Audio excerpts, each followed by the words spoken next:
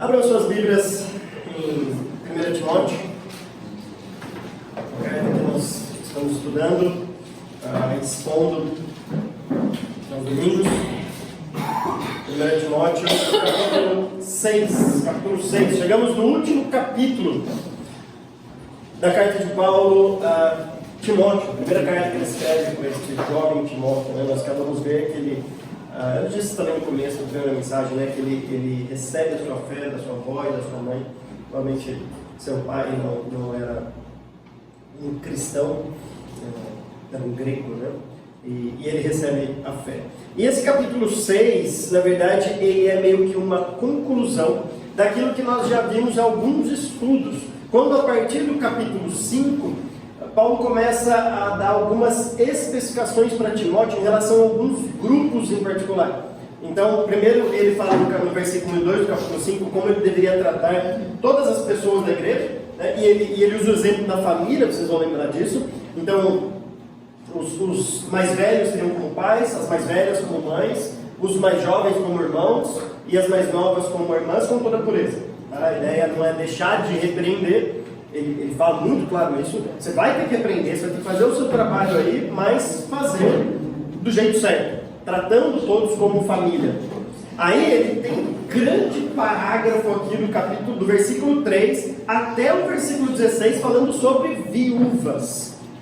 Talvez seja o maior capítulo em todo o Novo Testamento, com prescrições para ajuda às viúvas, que a viúva que devia ser ajudada, que a viúva que não deveria ser ajudada, que a viúva que deveria ser ajudada pela família, para não sei o que, enfim. E nós olhamos para isso. Depois, a partir do versículo 17 até o final desse capítulo 5, Paulo agora se volta para a liderança, um outro grupo da igreja, os presbíteros, como o William pregou na última mensagem do 1 Timóteo. Então vai do versículo 17 até o versículo 25. E agora ele praticamente encerra esses grupos mais específicos na igreja com uma palavra aos... interessante, na minha Bíblia assim, aos trabalhadores. Mas na verdade mesmo é o trabalhador daquela época que era um escravo. E eu vou lidar um pouco também com essa questão da escravidão à luz da Bíblia. Então eu vou ler os dois primeiros versículos de 1 Timóteo capítulo 6, e nós olharemos a partir desses dois versículos porque Paulo tem a dizer sobre esta relação entre o escravo e o seu senhor. Aqui, recomendação para Timóteo. Então ele diz assim, 1 Timóteo capítulo 6, versículo 1 e 2. Todos os que estão sob julgo da escravidão devem considerar seus senhores como dignos de todo respeito, para que o nome de Deus e o nosso ensino não sejam blasfemados. Os que têm senhores crentes não devem ter por eles menos respeito pelo fato de serem irmãos. Ao contrário, devem servi-los ainda melhor, porque os que se beneficiam do seu serviço são fiéis e amados. Ensine e recomende essas coisas. Então, o que nós vamos tratar agora, Paulo não fala nesta carta, em outras ele fala do Senhor, aquele só dá recomendação para o escravo, para aquele que tinha uma função trabalhista. Ele vai falar dos ricos, e provavelmente, mais para frente, quando ele chegar nos ricos, vai englobar alguns desses senhores que deveriam, se o cara é rico, devia ter escravos trabalhando para ele. Mas ele não dá recomendações específicas para os senhores, como ele faz, por exemplo, lá em Efésios, em Colossenses, em outras cartas, inclusive em Efésios, nós vamos dar uma olhada nela daqui a pouco, que Paulo detalha sobre isso. Mas fato interessante, antes de a gente começar, a gente precisa discorrer rapidinho sobre escravidão. Porque é uma das grandes dúvidas que as pessoas têm, aliás, muitos já me perguntaram, por que a Bíblia não tem um tratado contra a escravidão, sendo que a gente olha para a escravidão de uma maneira tão negativa como, de fato, a gente vê na história, século XIX, no Brasil até o século XIX, até o século XX, talvez você encontre, assim, a atividade da escravidão, e a gente sabe o quão isso foi ruim para a nossa história. Então, por que a Bíblia não tem uma palavra contra a escravidão? Em nenhum lugar você tem uma palavra contra isso. E pelo menos a gente tem duas respostas para dar em relação ao posicionamento da Bíblia. O primeiro é que nós estamos analisando uma situação 2000 anos depois. Depois do contexto daquela época. Imagina, deixa eu levantar uma situação hipotética. Imagina que daqui 100 anos alguém propõe uma lei de que as pessoas deveriam trabalhar 4 dias na semana e descansar 3. Vamos equilibrar essa coisa, né? A gente trabalha muito, a gente trabalha até de sábado e tem só meio sábado e domingo para descansar. Vamos mudar. A gente vai trabalhar 4 dias e descansar 3. Aí todo mundo, claro, vai gostar, vai votar nesse cara, vai provar o projeto de lei. No começo vai ser estranho, a sociedade vai ter que se adaptar, a economia vai ter que se adaptar, mas ok, a lei entrou em vigor. Aí passa-se mais 100 anos, passa-se mais 200 anos, passa 1000 anos que é assim.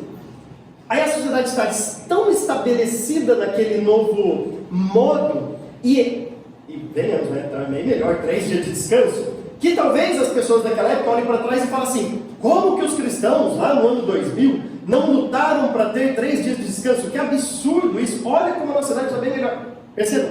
É mais ou menos isso que a gente faz com a escravidão. A gente está falando de um contexto 2000 anos atrás, e é muito tranquilo para a gente hoje, depois que nós já passamos por isso, olhar para trás e falar assim: é óbvio que estava errado. Mas é difícil para quem está vivendo naquilo ali entender que tem outras possibilidades. Então, a gente tem que entender que a Bíblia foi escrita naquele contexto. Por outro lado, a segunda observação que a gente tem que fazer a respeito disso é que quando Paulo fala como os senhores deveriam tratar os seus escravos, é extremamente diferente do que a gente tem em mente como escravidão. Extremamente diferente. Então, Paulo coloca os senhores, né, numa responsabilidade de um tratamento tão nobre, tão digno para com os seus escravos, que praticamente sai da nossa mente todo esse conceito que a gente tem de escravidão, que a pessoa não podia nem fazer qualquer coisa sem a permissão do patrão. Um tratamento com honra, com nobreza, tratando ele mesmo de uma boa maneira. Então, ao invés de falar contra a escravidão, o que a Bíblia fala é, diante desta realidade que existia naquela época, diferente da nossa realidade de hoje, claro, a gente tem que sempre fazer essa transposição, porque há princípios nessa relação de trabalho, mas ao invés de falar contra, Paulo pega esse senhor que era dono de escravos e coloca ele numa posição assim tão difícil como um cristão, se ele tem escravos, que praticamente sai da nossa mente esse conceito tão negativo de escravidão.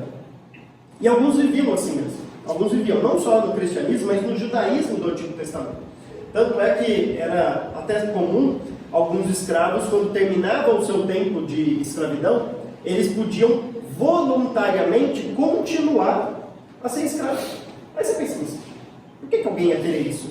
Bom, ele foi a vida inteira escravo, ele não tem para onde ir, ele não tem casa, ele não tem nada. Lá ele trabalha, ele tem comida, ele tem onde dormir, ele tem ali o seu convívio. Então tinha muitos escravos que às vezes eram bem tratados. Tinha escravo que era parte da família. Tinha escravo que fazia parte ali do contexto. Tanto é que lembra do Antigo Testamento, quando Deus fala para Abraão: você vai circuncidar todos os menininhos aí. Inclusive, aí ele fala, os escravos. Porque Deus considera assim, olha, ele está aí no seu clã, ele está convivendo com você, né? Praticamente parte da sua família. Os escravos também tinham que circuncidar os seus filhos quando eles trabalhavam para os judeus. Então, eles voluntariamente falaram: não, quero continuar morando aqui e trabalhando. E aí, como um sinal disso, eles furavam a orelha, né? Colocavam um brinco, como um símbolo de que eu sou um escravo, mas um escravo voluntário, porque eu quero trabalhar aqui. Tenho comida, tenho onde dormir, tenho convivência, eles me tratam bem, então eu quero continuar aqui. Esse é o padrão bíblico naquela época, mas hoje a gente não vive mais isso. Hoje dificilmente alguém trabalha sem receber alguma coisa de dinheiro.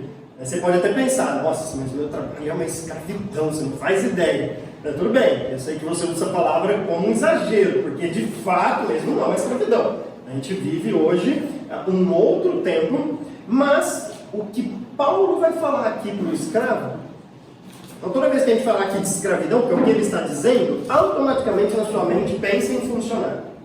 Porque a relação continua a mesma. A relação de um senhor para escravo continua com um patrão e um funcionário. A relação de emprego continua a mesma. O que mudou foi de uma escravidão para funcionário. Aliás, dependendo do lugar onde você mora, do país onde você mora, tinha escravo lá que vivia melhor do que funcionário hoje. Tem lugares que você trabalha, tem alguns países aí da América Latina, alguns países da África, lugar que você trabalha em troca de subsistência mesmo, literalmente, troca de subsistência. Você acha que o seu salário é baixo? Tem lugar que é impressionante. Então, assim, o escravo ali vivia melhor do que em alguns lugares. A gente fala assim, a gente venceu a escravidão, agora todo mundo tem um contrato assinado. Calma, né? Não é tão bom assim como a gente imagina hoje, né? Tem muita gente vivendo com salários baixíssimos mesmo. Bom, vamos agora ao nosso texto. Paulo começa o versículo 1 dizendo: todos os que estão sob julgo de escravidão devem considerar seus senhores como dignos de todo respeito. Eu acho muito interessante Paulo começar com todos os que estão sob julgo de escravidão.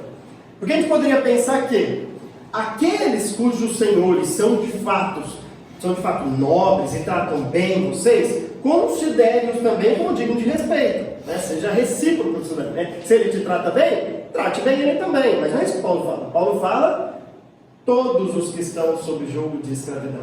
Né? Ou seja,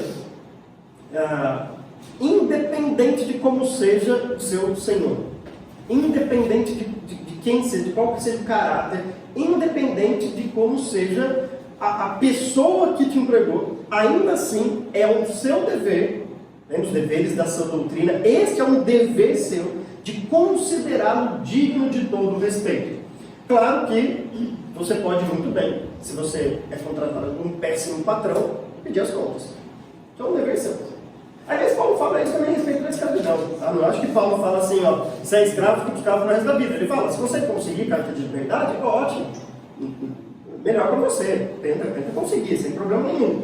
Hoje em dia, você fala assim, meu patrão é muito chato, é um cara malo, é um cara orgulhoso e tudo mais. Ok, você pode pedir as contas. Isso é um direito que você tem. Né? Você pode em qualquer momento chegar assim, ó, não quero mais trabalhar aqui. Ninguém vai te obrigar a trabalhar lá. Não existe isso. Agora, se você está trabalhando lá e não quer pedir as contas, o que Paulo fala é: todos os que estão sob julgo de escravidão, ou todos que estão em algum trabalho que tem algum chefe, diretor do setor, chefe do setor, enfim, qualquer coisa que você tenha um superior em relação a você, você deve considerar e julgar este senhor, este patrão, como digno de todo respeito. Dá uma olhada no que Pedro vai dizer a respeito disso. Porque Pedro não só concorda com isso, lá na primeira carta, no capítulo 2, como ele detalha isso realmente. Pedro fala assim, 1 Pedro capítulo 2, versículo 18: escravos, sujeitem-se a seus senhores com todo respeito. É a mesma coisa que Paulo tinha falado. Agora ele vai detalhar o que eu acabei de dizer para vocês, que Paulo não fala lá. Lá está implícito quando Paulo fala todos os, né? Então todos, você já imagina, independente do senhor que tiver. Aqui Pedro vai deixar mais óbvio ainda. Ele vai dizer: não apenas aos bons e amáveis, mas também aos maus. Se o seu senhor é mau, não muda nada. Talvez você pode dizer, né? Eu possa dizer assim: você não conhece o meu patrão. Porque se você conhecesse, você ia ver que o que ele merece mesmo é um tapa na cara. Eu sei, e eu imagino que deve ter muito patrão mau. Eu imagino, né? a gente sabe como funciona o mercado de trabalho. Eu sei da pressão, eu sei de tudo isso. Mas em nenhum lugar, nem Pedro e nem Paulo condiciona este dever de um funcionário ao fato dele ser bom, ou pelo contrário. Ele está dizendo, mesmo se ele for mau, ainda assim, o seu dever é submeter-se a ele com todo o respeito. Agora, o motivo que Pedro dá aqui é muito bonito. Porque Pedro vai dizer assim: porque é louvável que por motivo de sua consciência para com Deus, alguém suporte aflições, sofrendo injustamente. Pois que vantagem há em suportar açoites recebidos por terem cometido mal? Mas se vocês suportam o sofrimento por terem feito bem, isto é louvável diante de Deus. Aí você pensa, o quê? Quer dizer que é louvável diante de Deus quando eu faço tudo certinho e ainda recebo um esporro do meu chefe? Ele falou, é louvável diante de Deus. Porque se você recebeu um esporro porque você fez uma coisa errada, isso não é louvável diante de Deus. Você fez porque você fez o mal. Então você merece isso mesmo. Agora, se mesmo assim você é um bom funcionário e ainda assim o seu chefe te trata mal, isso é louvável diante de Deus. Sabe por quê? Sabe por que isso é louvável diante de Deus? Pedro vai dizer para a gente. Olha o que ele fala. Versículo 21.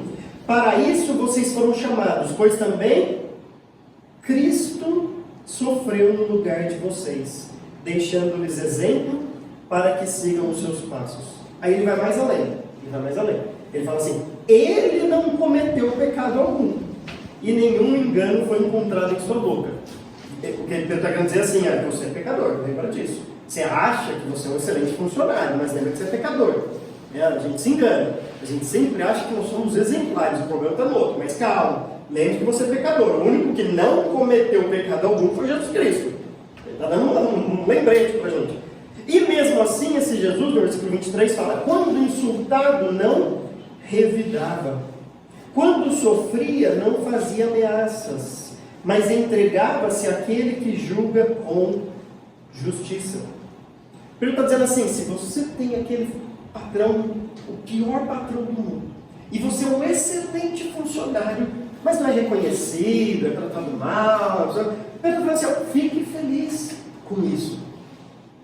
Sabe por quê? Porque você está imitando Jesus Cristo. Foi isso que ele fez. Imagina uma pessoa que veio a esse mundo, Deus encarnado, sem pecado, ou seja, se ele é sem pecado, ele nunca fez nada que seja de errado, e mesmo assim, insultaram, cuspiram, maltrataram ele. Ou seja, é a mesma dinâmica. Você está sofrendo por fazer o bem. É o que Pedro está dizendo. Jesus sofreu por fazer o bem. Então Pedro expande aquilo que Paulo está escrevendo ali, em 1 Timóteo capítulo 6, quando ele fala: todos os que estão sob julgo de escravidão. E aí Pedro vai dizer, e vai desdobrar isso, vai detalhar isso. Não só os que forem bons, mas inclusive os que foram bons. Por quê? Porque Jesus Cristo agiu assim. Você está imitando a pessoa de Cristo. Lembre-se, você sempre tem a possibilidade de sair do trabalho. Isso é um direito seu. Mas se você falar assim: não, quero continuar lá, então não tem escolha.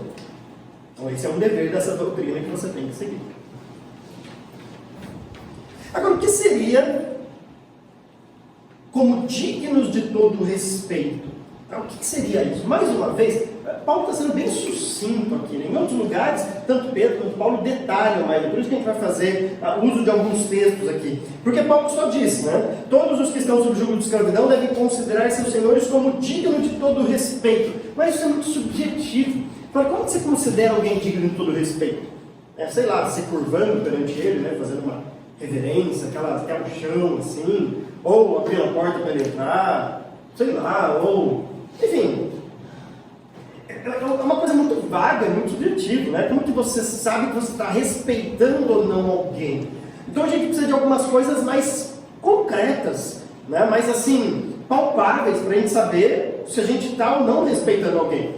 E aqui Paulo não fala. Mas lembra que Timóteo aqui estava em Éfeso.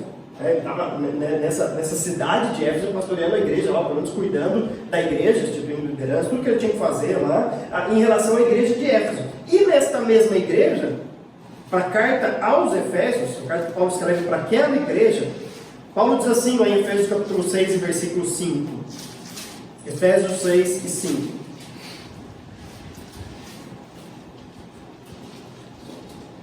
Aí não vai falar mais só a respeito de respeitar-me, de considerar digno. Olha o que ele vai dizer: escravos,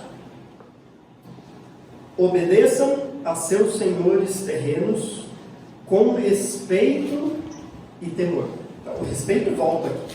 O respeito sempre tem que ter. Agora, como que eu sei que eu estou respeitando alguém? Quando eu obedeço. Quando eu obedeço uma autoridade. Quando eu obedeço aquele que está com autoridade sobre a minha vida, eu estou respeitando ele. O que adianta? Você chegar, seu chefe dá uma ordem para você e fala assim: ó, faça isso aqui. Aí você: pois não, digníssimo patrão, ó, de todos o mais amável entre todos os patrões. O cara vai se sentir assim, aí ele sai de sua frente, você ignora o que ele falou e não obedece. Você vai dizer: não, mas eu respeitei, tratei ele de uma maneira digna.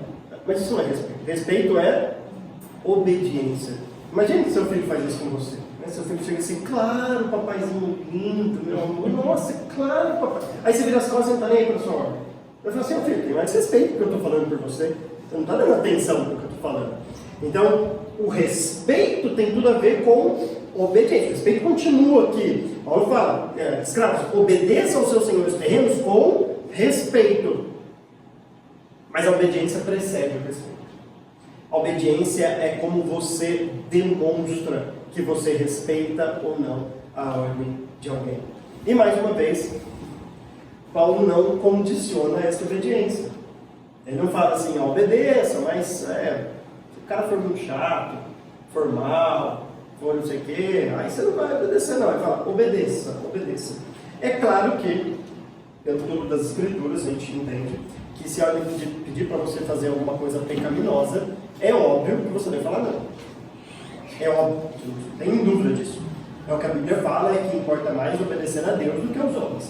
Então, se diante de você, diante da ordem dele, você tem a escolha de obedecer a Deus ou obedecer a ele, é óbvio que você vai obedecer a Deus, mesmo que você perca um emprego. Você não tem dúvida. Você falar, fala que eu não estou,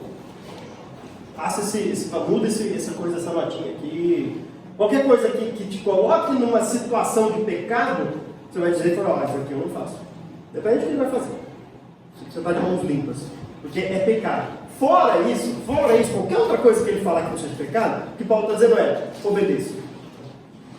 Agora, esse respeito, esse temor, agora o Paulo vai detalhar isso em Efésios, porque fica mais difícil para ele.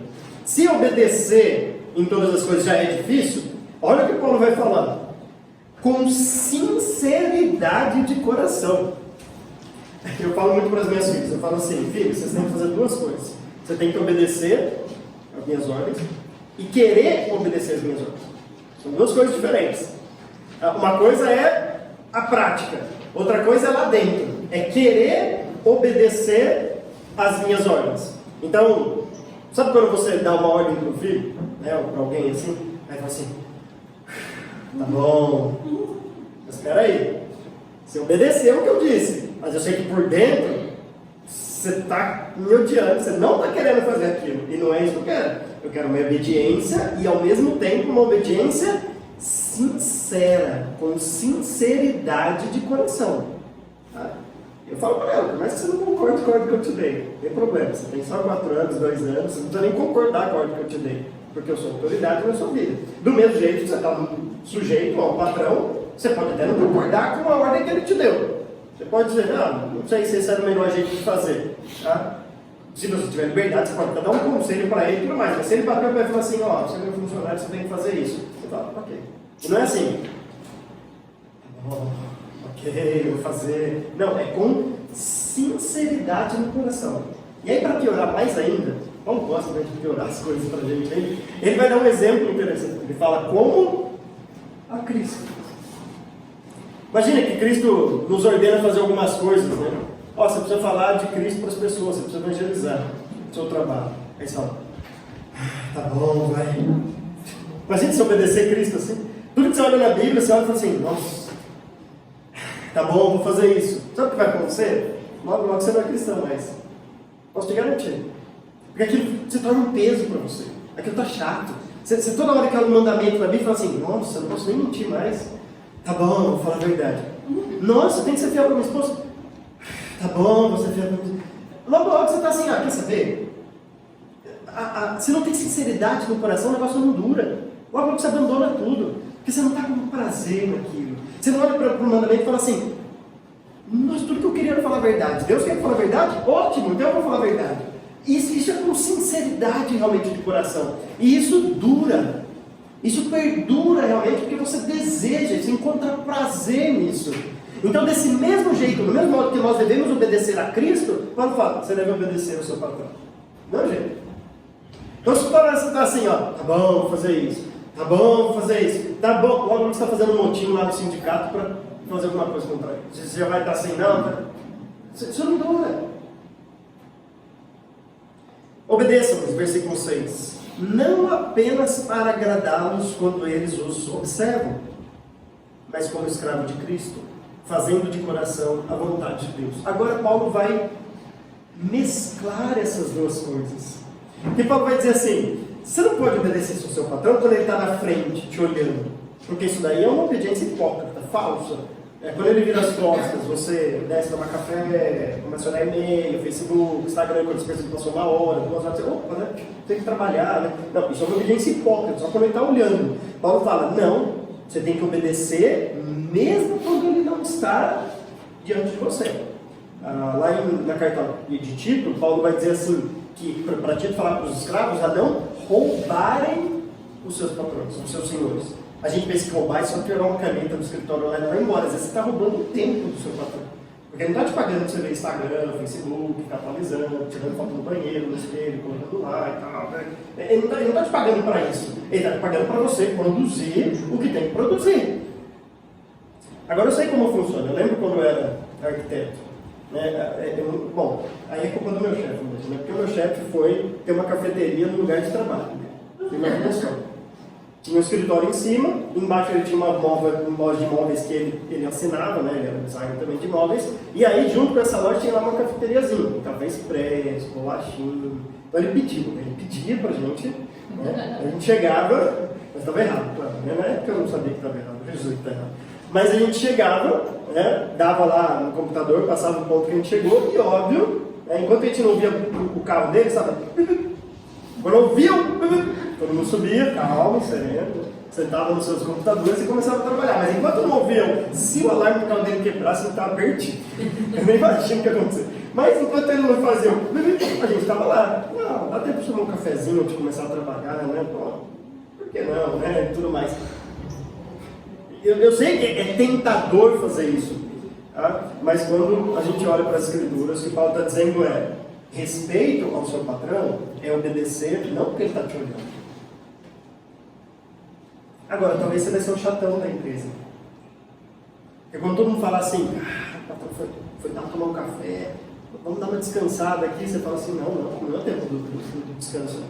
Aí eles vão falar assim, seu puritano, seu vai dizer que sabe você que não vai fazer isso? Sim, eu não vou fazer isso, porque isso é roubar o meu patrão. Então talvez você vai ser o chatão da história. Mas, lembra, importa mais obedecer a Deus do que ser o cara popstar lá da sua empresa. Paciência. Então Paulo vai mesclar isso porque ele vai falar, obedeçam-lhe não apenas para agradá-los quando eles observam, mas como escravos de Cristo. Ou seja, alguém que obedece à ordem do patrão, mesmo quando ele não está presente, demonstra que é um servo de Cristo. Ele vai mesclar essas duas coisas. Então você não é servo de Cristo quando você está na igreja, orando, cantando, e fala, eu sou servo de Cristo. Não, ele está falando, quando você obedece ao seu patrão, ao seu chefe lá na empresa, mesmo quando ele não está olhando, aí lá você está sendo um servo de Cristo, você está sendo um escravo de Cristo. Lá você está sendo um escravo de Cristo. Lá, no meio. E aí vem o grande motivo para isso.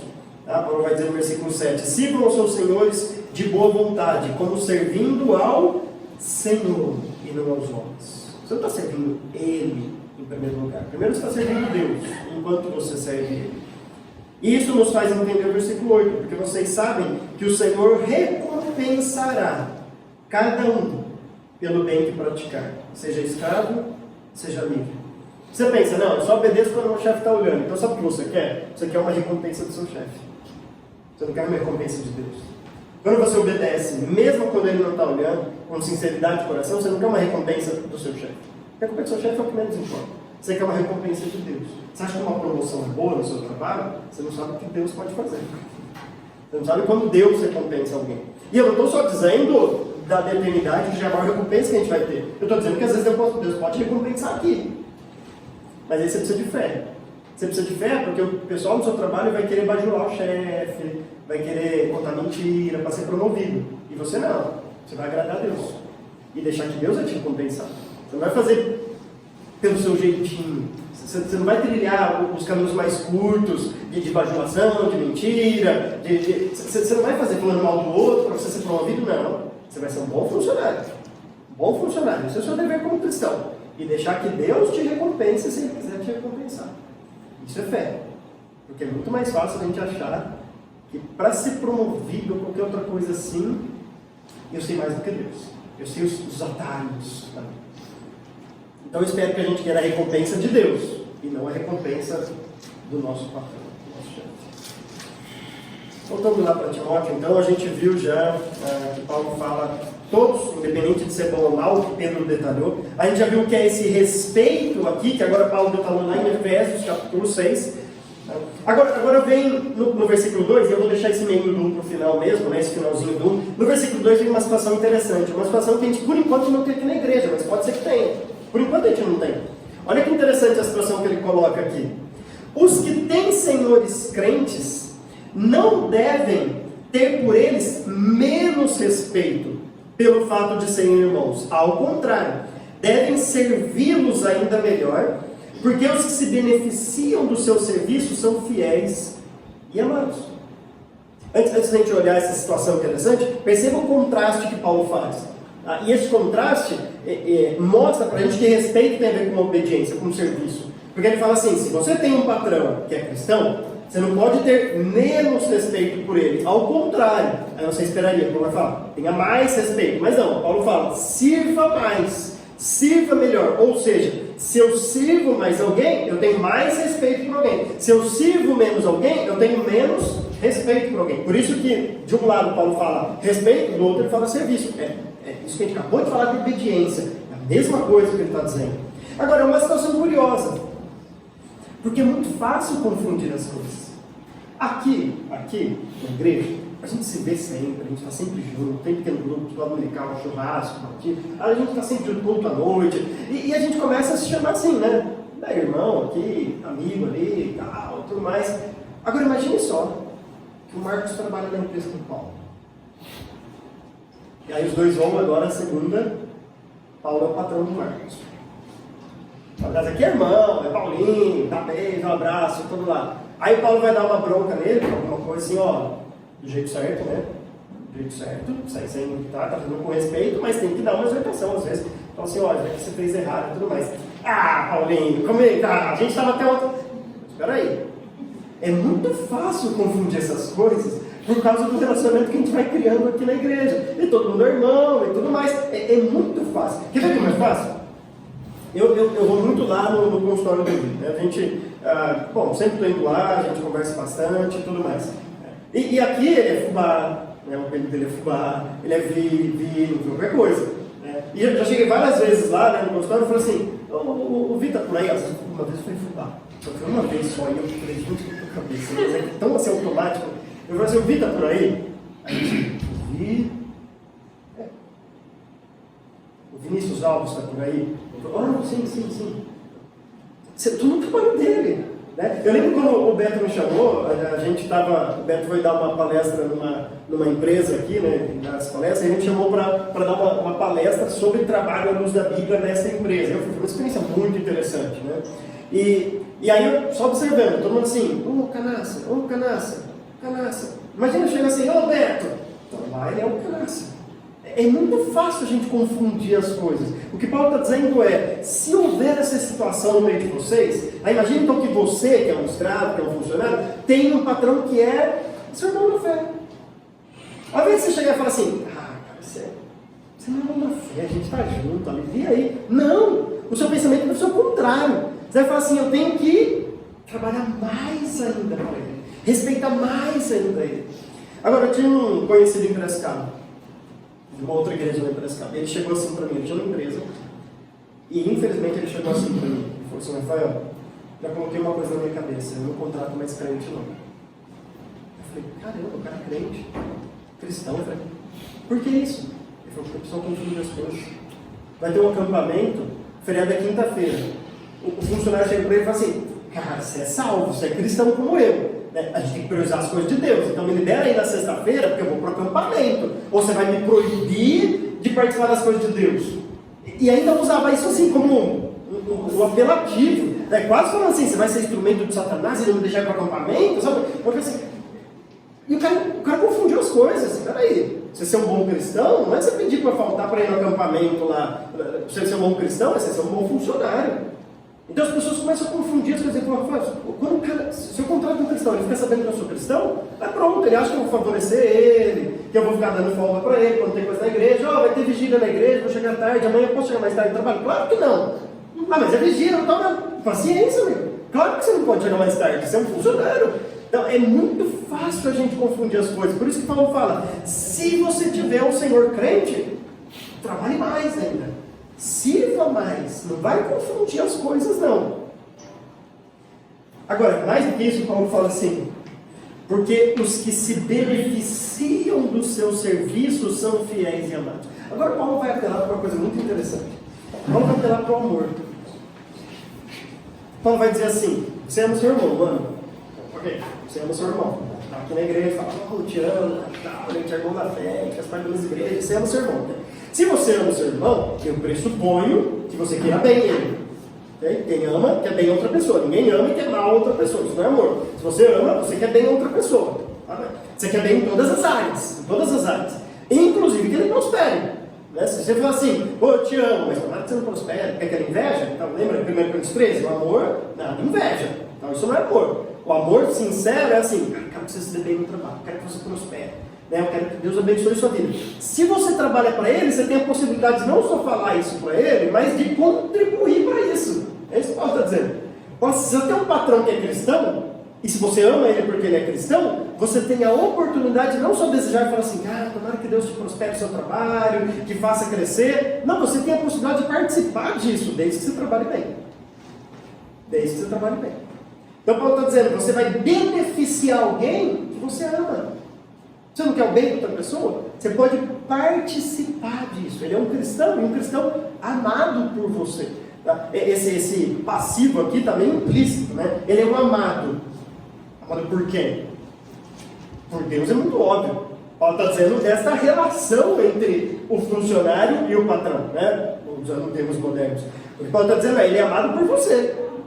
Como ele é amado por você, trabalhe mais. Paulo termina esses 2 versículos mostrando para Timóteo. Timóteo, você vai ter que ensinar, e a minha versão usou recomendar, né? Ensine e recomende essas coisas, né? Literalmente é ensine e exorte essas coisas. Ô, Timóteo, a primeira vez você fala, você ensina. A segunda vez você puxa a orelha, exorta. Porque lembra do nome da nossa série? Isso é um dever da sã doutrina, isso não é uma opção para o cristão. Uma opção é aquilo que você ensina, se a pessoa não fizer, você fala, tudo bem, ele optou por não fazer aquilo, mas é só uma sugestão. Quando é um dever, você ensina. Se a pessoa não fez, você começa a exortar. Se a pessoa continua não fazendo, você tem que disciplinar. Começa a ir além. Então Paulo está falando, Timóteo, você vai ter que ensinar, e depois de ensinar, você tem que começar a exortar. Porque eu posso te garantir, imagina o Paulo falando isso para ele, que vai ter gente que não vai querer fazer isso. Porque todo mundo pensa, é que Paulo não conhecia o meu patrão. Se ele conhecesse o meu patrão, ele abriu uma exceção. Eu sei que a gente pensa assim, mas Paulo está dizendo, a gente tem que ensinar e exortar essas coisas. Agora deixa eu terminar olhando para esse meio do versículo 1, finalzinho do versículo 1, né, que é o meio de tudo isso, onde Paulo talvez demonstre o grande propósito para tudo isso. Ele diz assim, no finalzinho do versículo 1, para que o nome de Deus e o nosso ensino não sejam blasfemados. O que é você blasfemar alguma coisa? A palavra blasfemar é falar mal. É você maldizer alguma coisa, você está blasfemando isso. Então imagine que você lá no seu trabalho, você chega logo lá com uma camiseta, né, de um versículo bíblico, uma coisa assim, fala, eu sou cristão, estou na igreja, tal. Passa um mês de trabalho, 2 meses, 3 meses, o cara começa a olhar e fala assim, se o Deus que ele serve é tão preguiçoso quanto ele, se Deus é estranho. Se o Deus que ele serve é tão desorganizado quanto ele, tem alguma coisa estranha. Se o Deus que ele serve é tão mentiroso quanto ele, tem alguma coisa estranha. Porque as pessoas não estão vendo Deus. Deus é Espírito. Sabe o que as pessoas vão ver? Vão ver a sua vida. Isso ela não vê. Não consegue ver Deus. Ainda mais um descrente. Não tem nem a percepção da existência de Deus. Não está nem aí para Deus, porque ele está aí para você. E se você falar que é um cristão, acredite, você vira mais vitrine ainda. Porque qualquer deslize, o pessoal fala assim, nossa, um cristão fazendo isso? Parece que todo mundo pode fazer, mas se você fala que é cristão e comete um deslize, um cristão fazendo isso, né? Daí enche a boca para dizer. O que Paulo está dizendo se você for um excelente funcionário, você vai fazer com que o nome de Deus não seja blasfemado. As pessoas não falem mal de Deus. E mais, não só o nome de Deus, mas do nosso ensino.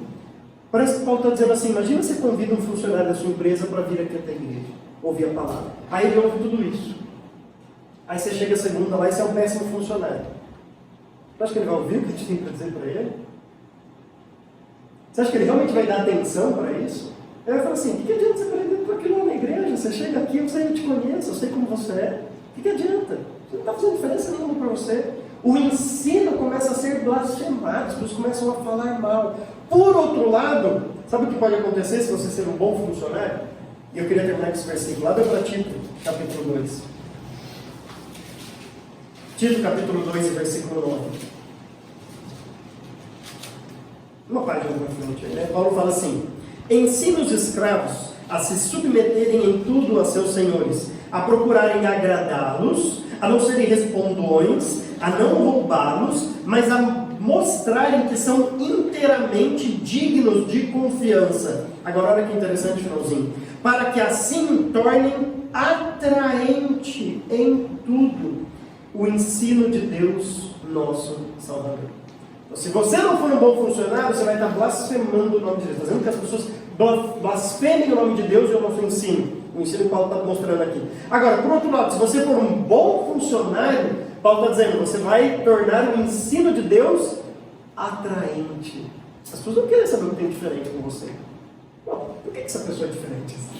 Isso torna mais atraente o ensino de Cristo, a pessoa de Deus.